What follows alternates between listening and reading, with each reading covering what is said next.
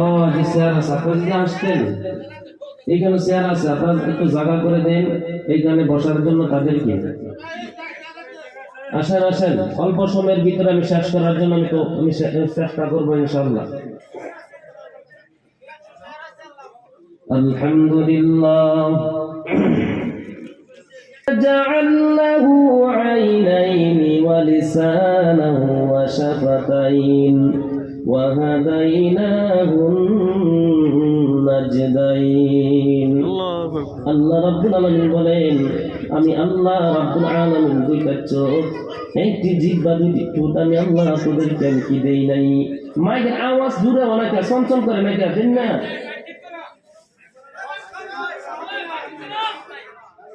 আমার ভাইয়ের, আমার বন্ধুগণ, আমার ভাইজানেরা, আল্লাহ রাব্বুল আলামিন দুইটা চোখ আমার আল্লাহ রাব্বুল আলামিন দিলেন।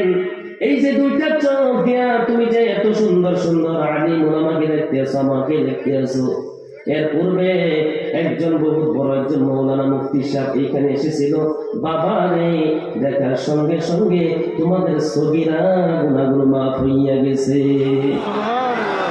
আমার ভাইয়ের, আমার বন্ধুগণ, আল্লাহ রাব্বুল আলামিন এই দুইটা চোখ আল্লাহ পাক যদি না দিত, আজকে এই মাহফিলের মধ্যে আসতে পারতে না। এই দুইটা চোখ যদি আল্লাহ রাব্বুল আলামিন যদি না দিত, আল্লাহ কালামুল্লাহ শরীফ কোনদিন দেখিয়া দেখিয়া করতে পারতে না রে বাবা। এই দুইটা চোখ যদি আল্লাহ রাব্বুল আলামিন যদি না দিত, এ মুসলমান ভাইরা আমার, নিজের মার দিকে, নিজের বাবার দিকে কোনদিন তাকায় দেখতে পারতে না, ঠিক কিনা? দুনিয়ার জমিনের মধ্যে যারা কানা চোখে দেখে না, কি দেখে না বাবা? যারা চোখে দেখে না রে বাবা, তাদেরকে আপনি জিজ্ঞাসা করবেন, বাবা রে, তোমার মারে যে তুমি দেখতে পারো না, তোমার বাবারে যে তুমি দেখতে পারো না, তোমার কেমন লাগে? তার কলিজারা ফাটিয়া যায়, বলে আমারে আজকে যদি মা কেমন, বাবা কেমন যদি দেখতে পারতাম, কলিজাটা ঠান্ডা হইয়া যাইত। আজকে যদি দুইটা চোখ থাকতো, শুনি আল্লাহর ঘর, কাবা ঘর, শুনি মাদ্রাসা, শুনি মসজিদ, শুনি এত সুন্দর পৃথিবী দেখতে পারতাম। ও বন্ধুগণ আমার, যাদের চোখ আছে, কত বড় নিয়ামত তোমরা পেয়েছো।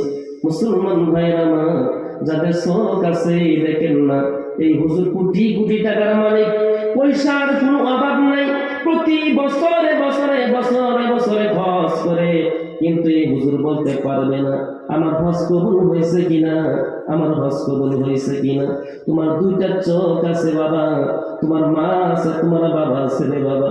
তোমার মার দিকে, তোমার বাবার দিকে যদি মায়ার নজরে তুমি যদি একবার তাকাও, নবী বলেন ওই মানুষটার আমল নামার মধ্যে একটা কবুলিয়াত হজের সওয়াব আমার আল্লাহ রাব্বুল আলামিন দিয়া দেয়।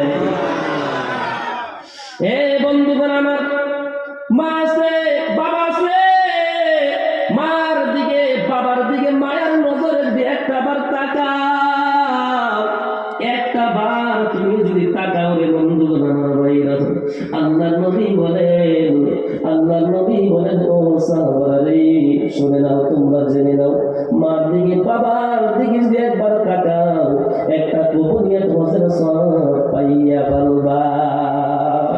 সাহাবারা জিজ্ঞাসা করলেন, ইয়া রাসূলুল্লাহ, আমি যদি ইয়া রাসূলুল্লাহ আমার মার দিকে বাবার দিকে যদি বারবার যদি তাকাই মায়ের নজরে গো নবী, ও নবী গো, আমরা কি বারবার করে কি একটা কবুলিয়াত হজের সওয়াব আমরা পাইবনি? আল্লাহর নবী বলেন বারবার তাকাই না, বারবার করে আল্লাহর নবী বলেন বারবার করে একটা কবুলিয়াত হজের সওয়াব তোমার আমল নামার মাধ্যমে হয়ে যাবে।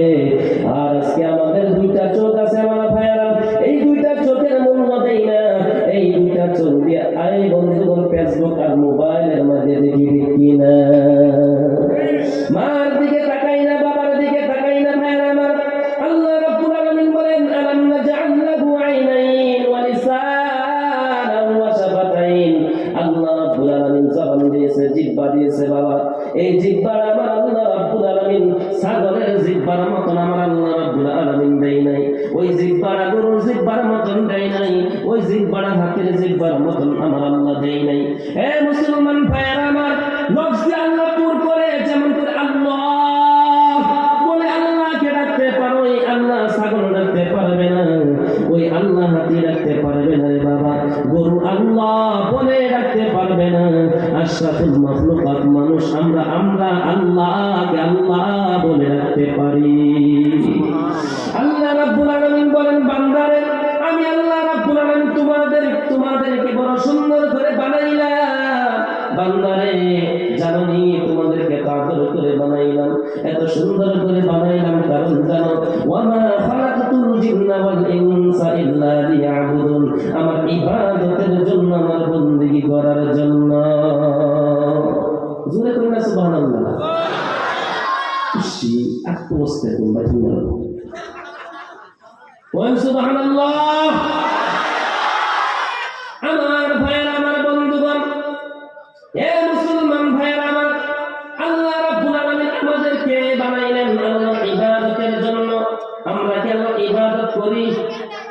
কয়না আমরা কি আল্লাহর ইবাদত করি? এ বন্ধুগণ, আল্লাহর ইবাদত আমরা করি না, আল্লাহকে আমরা ডাকি না। এই কথাটা বলে মূল আলোচনার মাধ্যমে চলে যাইব। আমরা আল্লাহকে আল্লাহ বলে ডাক দেই না। যেরকম ভাবে গরুয়ে ঘাস খায়, যেরকম ভাবে ছাগলে ঘাস খায়, যেরকম ভাবে ছাগলে ঘাস খাইলে তাদের বাচ্চা দেয়, তাদের কোনো টেনশন নাই, তাদের কিচ্ছু, তাদের এই বিষয়ে কোনো টেনশন নাই, কোন টেনশন নাই।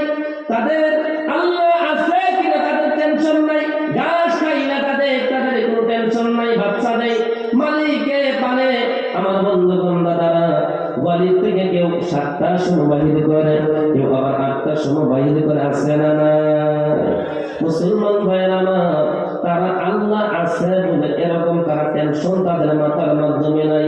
মুসলমান ভাইয়েরা আমার, আর আজকে আমরা ওইখানে বসে আছি, বহুত মানুষ আছে একটা মাস পর্যন্ত হয়ে যায় আল্লাহকে সিজদা আমরা দেই না, আল্লাহকে আল্লাহ বলে ডাকি না, নবীর উপরে একটা দিনও দুরূদ পাঠ করি না। ছাগল যেরকম ভাবে ঘাস খায়, গরু যেরকম ভাবে ঘাস খায় না, তাদের বাচ্চা দেয়, তাদের কোনো টেনশন নাই, ঠিক আমরাও তেমন। তারা হয় ঘাস খায়, আমরা হয় ভাত খাই, ঠিক কিনা?